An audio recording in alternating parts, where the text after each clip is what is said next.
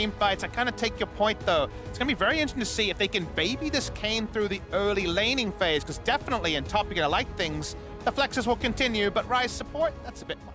Yeah. Themselves. And we're going to see a replay of a cannon minion. He got it! Dive, ZEROS has been harassed down, and they may go for it. Conqueror Hecarim with the Spirit of Dread heals up a lot over time, but if you kill him instantly, he's not that tanky. Clid looking to make sure he secures that CC combo, and there you... Making his way down here, we'll see if they can punish.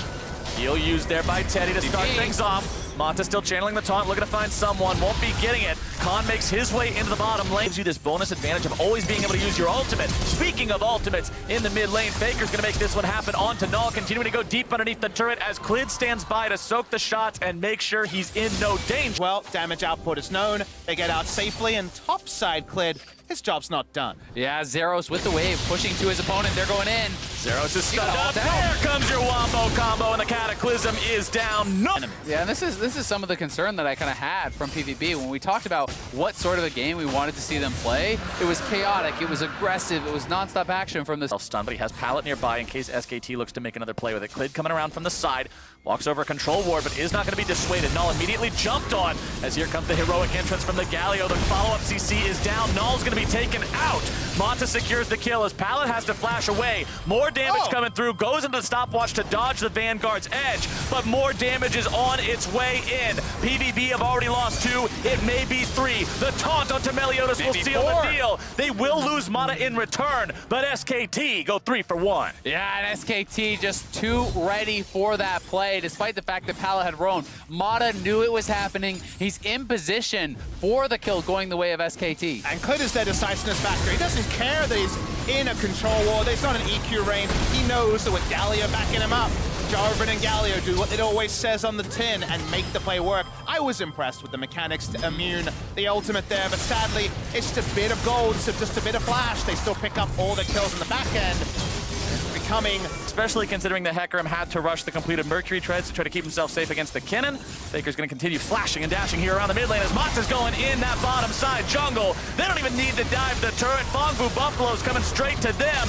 Big Koro tries to dash his way out with a killer instinct. Combine it with the flash and he'll be okay. But now they're trying to counterattack. It's ZEROS into the middle of 4. He's not going to be surviving too much longer, and Teddy will take the kill. It's 2-0 for SKT so far. Faker wants to make it 3. Pallet stunned up underneath the tier 2, and he is not long for this world. SKT is running over the Buffalo. Being relevant in this game, and SKT know it and can run the map. but people screaming for a killer instinct from SKT should watch replays like this. They're way deep. They're fighting near the inner turret at only about 13 minutes into the game. Even the TPs, like you say, the oomph behind it's not there. Great stasis coming through from Teddy. Big Koro can't even get access into the fight. Yeah, I mean, Big Koro had no sums at that point, had already blown the ult. There's no way he could follow up, even if it wasn't. You are seeing what the game can look like. Manta going to be engaged on here on the bottom side. Pallet looking to make this one happen. Khan going to be taken low now as well. Meliodas trying to do something. He's going to be stunned up underneath the turret. Big Koro the one to fall. ZEROS coming in, looking to grab some damage onto Khan, who goes into the stopwatch, keeping himself alive, trying to find a return kill here. 415, but a nice hook onto Teddy. Pallet trying to make this one happen. Teddy very low on mana here as Null makes his way into the fight. Teddy's going to be taken very low, kept alive now by Manta, and what a reach, but unfortunately the reach isn't quite long enough. Khan's going to get himself away as Big Koro gets himself solo killed in the top lane. Teddy makes sure of it. In turrets, it's just a straight up win from PVB, and now SKT, as you do when you're from ahead, you try to turn it into something. SKT are saying, we've got a 10,000 gold lead. You may have gotten a tier 1 turret, but now we dare you to challenge us on this real objective. He's got no wards to even TP on.